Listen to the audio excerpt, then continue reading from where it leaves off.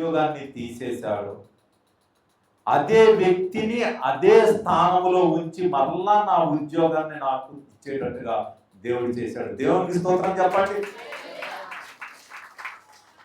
అంతటితో ఆగలేదు. అక్కడ నుండి 6 నెలల్లో మరలా 6 నెలల్లోనే ఒక ప్రమోషన్ ఇప్పించాడు. ఎవరి ద్వారా? ఏ వ్యక్తి అయితే నన్ను తీసేశాడో ఆయన ద్వారా ఒక ప్రమోషన్ ఇప్పించాడు. దేవుని స్తోత్రం చెప్పండి. అక్కడ నుండి నన్ను KTPS అంటే పాల్వంచ నుంచి మనుగురికి ట్రాన్స్ఫర్ చేశారు. అక్కడికి అతన్ని కూడా ట్రాన్స్ఫర్ చేశారు. ఎవరిని? నా ఉద్యోగం తీసేసినటువంటి వ్యక్తి ఎవరైతే ఉన్నారో ఆయన్ని మళ్ళా అక్కడికి ట్రాన్స్ఫర్ చేశారు. ఆయనకు ప్రమోషన్ లేదు.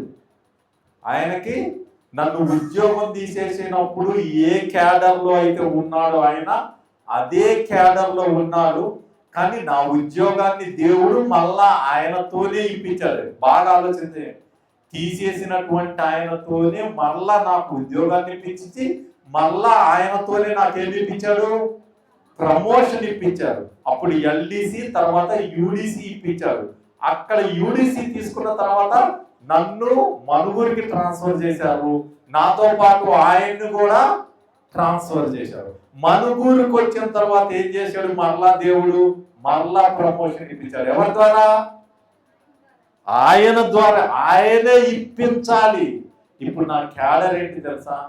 Accounts officer, junior accounts officer అని నన్ను పిలిచే స్థితికి ఎవరిచ్చారు? దేవుడిచ్చారు. దేవుడు ఎంతటి వాళ్ళనైనా సరే మెడలు వంచి తీసుకొని రాగల సమర్థుడు. కాకపోతే మనం చేయవలసింది ఒకటే, ఆయన బలీయమైన హస్తముల క్రింద నమ్మకంగా బ్రతకాలి. ఆయన చెప్పిన దాని ప్రకారంగా బ్రతికితే నిన్ను ఖచ్చితంగా నిలబెడతాడు. నీ మధ్యలో సజీవ సాక్ష్యం నేనే. ఆయనకు మాత్రం అదే, రేపు రిటైర్మెంట్ అయినా అదే క్యాడర్లో ఉంచుతాడు ఆయన. కానీ దేవుడు ఆయన ద్వారా నాకు ఎన్ని ఇప్పించాడు? 2 ప్రమోషన్స్ ఇప్పించాడు. కాబట్టి దేవునికి ఎప్పుడు రుణపడి ఉండాలి. దేవుని పిల్లలారా, ఎప్పుడు రుణపడి ఉండాలి. కాబట్టి నా చిన్ని సాక్ష్యం ఇది. ఇక్కడ నుంచి ఎప్పుడు చిన్నోడు కూడా చెప్పొద్దు, నేను కూడా చెప్పుకోకూడదు. దేవుని మాటలు విందామండి. దేవుని మాటలు అనంటే చాలా అద్భుతంగా ఉంటాయండి. ఎంత బాగుంటాయి అనంటే ఒక మనిషి ఎన్నిటి కోసమో సిద్ధపడుతూ ఉంటాడు. అవునా కాదా? ఎన్నిటి కోసం? ఉదయం లేచిన దగ్గర నుంచి పడుకునేంత వరకు, వివాహమైన దగ్గర నుంచి పిల్లల్ని కనేంత వరకు, పిల్లలను కన్న తర్వాత తన కూతురికి వివాహము చెయ్యాలి అని యుక్త వయస్సు రాగానే ఒక ప్రణాళిక కలిగి ఉంటాడా చెప్పండి. యుక్త వయసు రాగానే అమ్మాయికి పెళ్లి చెయ్యాలి అని అంటే ఈ రోజు అనుకొని రేపు చేసేది కాదు కదా. ఒక డాక్టర్ని చెయ్యాలనుకో, నీ కూతుర్ని ఒక డాక్టర్ని చేయాలనుకో, ఎన్ని రోజుల ప్రణాళిక ఉంటది? ఎన్నో సంవత్సరాల ప్రణాళిక ఉంటది దేవుడి పిల్లల. ఒకవేళ నీ కొడుకుని కలెక్టర్ని చేయాలనుకో, ఎన్నో రోజుల ప్రణాళిక, ఎన్నో సంవత్సరాల ప్రణాళిక ఉంటుంది. ఒక లాయర్ని చేయాలన్నా, ఒక టీచర్ని చేయాలన్నా, ఒక జడ్జిని చేయాలన్నా, ఒక IPSని చేయాలన్నా, ఏది చేయాలన్నా దేవుని పిల్లలారా ఒక ప్రణాళిక లేకుండా మనము చెయ్యము. అంతేనండి. ప్రతి దానికి ఒక ప్రణాళిక ఉంటుంది మనకి. అవునా కాదా? చెప్పండి. ప్రతి దానికి ఏముంటది? ఒక ప్రణాళిక ఉంటది. ఇప్పుడు ఇక్కడికి రావాలా? ఈ నవంబర్ మొదటి ఆదివారం, అంతేనా? నవంబర్ నెలలో 2025 సంవత్సరం మొదటి వారంలో మనం అందరూ ఇక్కడికి రావాలి. ఇది ఈ రోజు ప్రణాళిక, రాత్రికి రాత్రి అనుకున్న ప్రణాళిక కాదు కదా. ఒక నెల ముందు అనుకున్న ప్రణాళిక. అంటే మనుషులమైన మనమే మనకు అనుకూలంగా మనం వాటిలో విజయాన్ని సాధించడం కోసం, మేలును పొందుకోవడం కోసం మనకు ఒక ప్రణాళిక అంటూ మనకే ఉండి, ఈ ప్రణాళిక ద్వారా మనం ఎంత గొప్పగా చెప్పుకుంటాం తెలుసా? ఏమిటి? నా కూతుర్ని నేను డాక్టర్ను చేయడం అనేటువంటిది నా కల అండి, నా డ్రీమ్ అండి. అది కొన్ని 20 సంవత్సరాల క్రితం నుంచి నేను పడిన కష్టం అండి. ఈ రోజున నా కూతురు డాక్టర్ అయిందని ఎంత గొప్పగా, ఎంత గర్వంగా చెప్పుకుంటాం. అవునా కాదా చెప్పండి? అవునా కాదా? అవునా? ఎందుకు అనంటే ఇదిగో దానికోసం ముందుగానే నేను ఒక ప్రణాళికను రచించుకున్నాను. ఒక ప్రణాళిక బద్ధంగానే నేను నా కూతుర్ని డాక్టర్ని చేశానండి. ఇదిగో నా కొడుకుని కలెక్టర్ని చేశానండి. ఇదిగో నా కొడుకుని లాయర్ని చేశానండి. ఒక ఐఏఎస్ని చేశాను, ఒక ఐపీఎస్ని చేశానని దాని గురించి ఒక 20-30 సంవత్సరాల నా కళని గొప్పగా చెప్పుకునే మనమే ఇంతగా ఇన్ని ప్రణాళికలేసి ఎంత ఆనందాన్ని కలిగి ఉంటే మరి మన కోసం మన కన్న తండ్రి అయిన దేవుడు ప్రణాళిక వేయడా? చెప్పండి దేవుని పిల్లల, ప్రణాళిక వేస్తాడా వేయడా మన కోసం? ఏమిటి, మనమే ఇంత గొప్పగా ఇన్ని ప్రణాళికలు వేసుకొని మనమే దానిలో విజయాన్ని సాధిస్తూ ఉంటే మరి దేవుడు మన గురించి వేసుకున్న ప్రణాళికలు ఎలాంటియో ఒక్కసారి పరిశుద్ధ గ్రంథంలోనికి వెళ్ళి చూద్దామండి. బాగుంటుందండి బైబిల్ అంటేనే వండర్ఫుల్ బుక్ అండి. ఈ ప్రపంచంలో బైబిల్కు మించినటువంటి పుస్తకము ఇంకొకటి లేదు దేవుని పిల్లలారా. అది నేను కనుగొన్నటువంటి నా జీవితంలో దేవుని పిల్లలారా బాగుంటుందండి. చదువుతూ ఉంటే మధురంగా ఉంటుంది. మనం అంటాం కదా, బిర్యానీని తీసుకొచ్చి బిర్యానీ పొట్లో ఇంట్లోకి తీసుకొచ్చి దాన్ని ఇలా ఓపెన్ చేయగానే ముందు కళ్ళు చూస్తాయా, వాసన చూస్తుందా? చెప్పండి కదా. కళ్ళతో చూస్తే దాని రుచి ఏముంటుందండి? కళ్ళతో చూస్తే రుచి ఉంటుందా? బిర్యానీ బాగానే ఉన్నది, కానీ దాన్ని స్మెల్ ఎప్పుడైతే మన నాసిక రంధ్రాల కంటే మన ముక్కలకు తగలగానే లోపల నుండి ఏమవుతుంది చెప్పండి? నోట్లో లాలాజలం ఏమవుతుంది? ఊరుతూ ఉంటది. ఎందుకంటే దాని రుచికి, దాని టేస్ట్కి అంత బాగుంటే ఒక పదార్థానికే, అంతేనండి, ఒక పదార్థానికే, ఒక అన్నానికే ఇంతగా మనల్ని ఆకర్షించే శక్తి ఉంటే మరి దేవుని మాటలకి ఎంత ఆకర్షితుల వాళ్ళు చెప్పండి. అవునా కాదా? దేవుని మాటలు, ఎందుకంటే రుచి చూచి ఎరిగితినని పాట పాడటం గొప్ప కాదు, రుచి చూడాలి, వాక్యాన్ని రుచి చూడాలి. రుచి చూస్తే ఎంత అద్భుతంగా ఉంటుందంటే దేవుని పిల్లలారా, నీ బిర్యానీ పనికిరాదు, నీకు ఇష్టమైన ఏ వస్తువు కూడా పనికిరాదు దేవుని పిల్లల, అంత అద్భుతంగా ఉంటుంది దేవుని పిల్లలారా. కాబట్టి కొన్ని మంచి మాటలు మనము పరిశుద్ధ గ్రంథంలోనికి వెళ్ళి చూసుకుందాం దేవుని పిల్లల. ఆదికాండం ఏమంటే మనందరికీ తెలిసినటువంటి మాటలే, ఇందులో క్రొత్తగా అంటూ ఏమీ ఉండదు. అయినను సరే కొన్ని మాటలు దేవుని కాబట్టి మనము నేర్చుకుందాం దేవుని పిల్లల. ఆదికాండం 45వ అధ్యాయం, ఆదికాండము 45వ అధ్యాయము 4-5 వచనాలు చదువుకుందాం దేవుని పిల్లల. అంతటా యోసేపు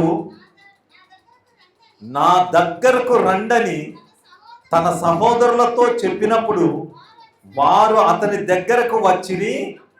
అప్పుడు అతడు, ఐగుప్తునకు వెళ్ళుటట్లు మీరు అమ్మివేసిన నీ సహోదరుడైన యోసేపును నేనే, అయినను నేనిక్కడికి వచ్చినట్లు మీరు నన్ను అమ్మివేసినందుకు దుఃఖపడకుడి, అది మీకు సంతాపము పుట్టింపనీయకుడి. ప్రాణ రక్షణ కొరకు దేవుడు మీకు ముందుగా నన్ను పంపెను. చూసారా దేవుని పిల్లల, దేనికోసం పంపాడంట యోసేపును ఐగుప్తు దేశానికి? ప్రాణ రక్షణ కోసం. ఎప్పుడు పంపాడు? కనాను దేశములో కరువు వస్తుందని ముందుగానే తెలుసుకొని, రేపటి నుంచి కరువు ప్రారంభం అవుతుంది కాబట్టి ఈ రోజు వెళ్ళిపోని పంపించాడా యోసేపుని? యోసేపు 17వ సంవత్సరములో 17 సంవత్సరాల తన యవన కాలంలో ఉన్నప్పుడే ఐగుప్తు దేశానికి దేవుడు ముందుగానే పంపించాడు. ఎందుకు పంపించాడనంటే ఒక విపత్తు ముందు కాలంలో రాబోతున్నది. ఒక విపత్తు ఏంటిదా విపత్తు అంటే ప్రపంచమంతటా మరి ఒక్క గింజైనను పండనటువంటి పంట కాలములు 7 రాబోతున్నాయి. ఎన్ని రాబోతున్నాయి? 7 సంవత్సరాలు రాబోతున్నాయి. కరువు విలయ తాండవం చేయబోతుంది. కాబట్టి ఇప్పుడు ఆ విలయ తాండవం చేయబోయేటువంటి ఆ సంవత్సరాలలో తన పిల్లలైనటువంటి ఇశ్రాయేలీయులని కాపాడుకోవడానికి ఎవరిని పంపించాడు? యోసేపును మాత్రమే పంపించాడు. యోసేపునే ఎందుకు పంపించాడు దేవుడు? బాగా ఆలోచించండి. యోసేపు ఎన్నోవాడండి? యోసేపు ఎన్నోవాడు? 11వ వాడు యోసేపు. అంటే తనకంటే పెద్దవారు ఎంతమంది ఉన్నారు? 10 మంది ఉన్నారు. తనకంటే చిన్నవాడు ఒకడున్నాడు. తన తోడబుట్టిన ఒక చెల్లి కూడా ఉన్న దేవుడు. మరి ఇంతమందిని వద్దనుకొని, ఇంతమందిని కాదనుకొని యోసేపునే దేవుడు ఎందుకు ఎన్నుకోవాల్సి వచ్చింది? ఒక్కసారి ఆలోచించండి దేవుని పిల్లల. ఎందుకు యోసేపుని ఎన్నుకోవాలి? ఏ పెద్దోడు రూబేను ఉన్నాడు కదా, రూబేనుని ఎన్నుకోవచ్చు కదా, సిమియోనుని ఎన్నుకోవచ్చు కదా, లేవీని ఎన్నుకోవచ్చు కదా, యోదాని ఎన్నుకోవచ్చు కదా. ఇలా ఎంతమందినైనా ఆయన ఎన్నుకోగలరు. కానీ వాళ్ళందరినీ పక్కన పెట్టి, వాళ్ళందరినీ వద్దనుకొని దేవుడు కేవలము యోసేపును మాత్రమే ఎన్నుకోగలటానికి కారణం ఏంటి ఆలోచించండి. ఎందుకు యోసేపుని ఎన్నుకోవాలి? పెద్దవాడిని ఎన్నుకోవచ్చు కదా, అవునా కదా? పెద్దవాడిని ఎన్నుకోవచ్చు, రెండో వాడిని ఎన్నుకోవచ్చు, మూడో వాడిని ఎన్నుకోవచ్చు. ఇలా ఎంతమందినైనా ఆయన తనకిష్టమైన వారిని ఎన్నుకోవచ్చు. కానీ అలా ఎన్నుకోవడం వల్ల ఉపయోగం లేదని తెలుసుకున్నటువంటి దేవుడు, ఎందుకంటే వాళ్ళ ప్రవర్తనను బట్టి దేవుడు వాళ్ళని ఏర్పాటు చేసుకోలేదు. ఒకసారి చూడండి పరిశుద్ధ గ్రంథంలోనికి వెళ్ళి, అదే ఆదికాండము 37వ అధ్యాయము మొదటి 2 వచనాలు చదవండి దేవుని పిల్లలారా. ఆదికాండము 37వ అధ్యాయము మొదటి 2 వచనాలు. యాకోబు తన తండ్రి పరదేశిగా ఉండిన కనాను దేశములో నివసించెను. యాకోబు వంశావళి ఇది. యోసేపు 17 ఏండ్ల వాడై తన సహోదరులతో కూడా మందను మేపుచుండెను.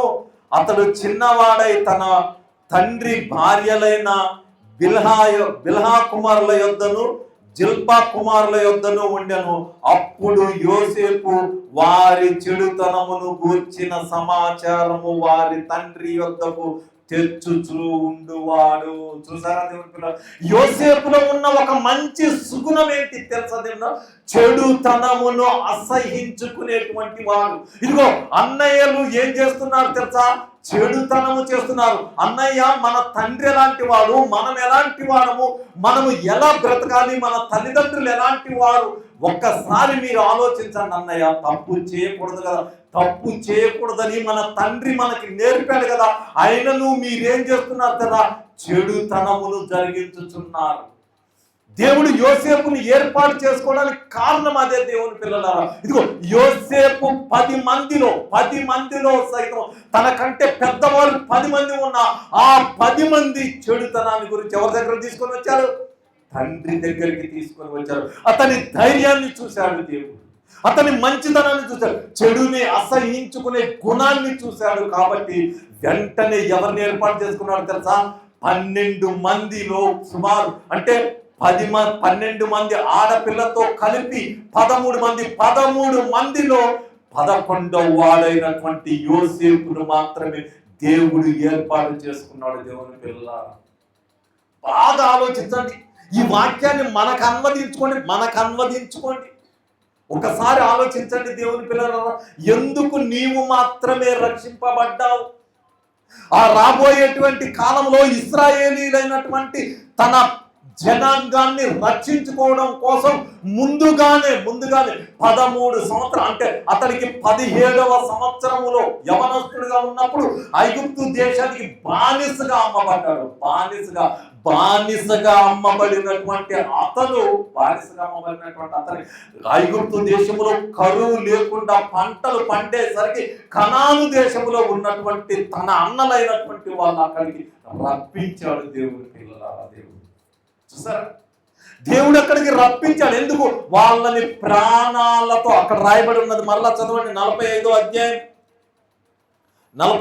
అధ్యాయము 5వ వచనములో 2వ భాగం చదవండి దేవుని పిల్లలు. 5వ వచనములో రెండో భాగం, మీకు సంతాపం పుట్టింపనీయకుడి, ప్రాణ రక్షణ కొరకు దేవుడు మీకు ముందుగా నన్ను పంపించను. దేనికోసం?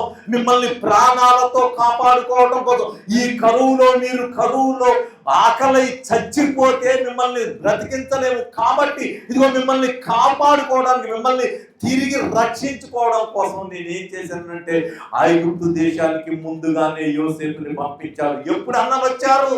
అన్నలు ఎప్పుడు వచ్చారు? యోసేపునకు వివాహమై 2 పిల్లలు పుట్టిన తరువాత కదా అన్నలు వచ్చింది. అన్నలు ఎప్పుడు వచ్చారండి? ఎప్పుడు వచ్చారు? వెంటనే వచ్చారా? కాదు కదా. వారికి మధ్యలో సుమారుగా 13 సంవత్సరాల కాలం ఉన్నది. మీరు తర్వాత బైబిల్ చదవండి దేవుని పిల్లలు. 13 సంవత్సరాలకు ముందుగానే యోసేపుని ఆలోచన చేసుకున్నాడు. ఎవరు? దేవుడు ఆలోచన చేసుకుని ఈ కరువు రాబోతుంది కాబట్టి ఈ కరువు కాలంలో నిన్నేం చేయాలి? రక్షించుకోవాలి. ఇశ్రాయేలీలైనటువంటి తన పిల్లల్ని కాపాడుకోవడం కోసం ముందుగానే పంపించేశాడు. దేవుని స్తోత్రం చెప్పండి. చూసారా దేవుని పిల్లలారా? మరి మన విషయానికి వస్తే ఒక్కసారి ఆలోచించండి దేవుని పిల్లలారా. మీ తాతలు ఎవరు? మీ ముత్తాతలు ఎవరు? మీ తల్లిదండ్రులు ఎవరు? వీళ్ళందరినీ ఏర్పాటు చేసుకోకుండా కేవలం నిన్ను మాత్రమే ఏర్పాటు ఎందుకు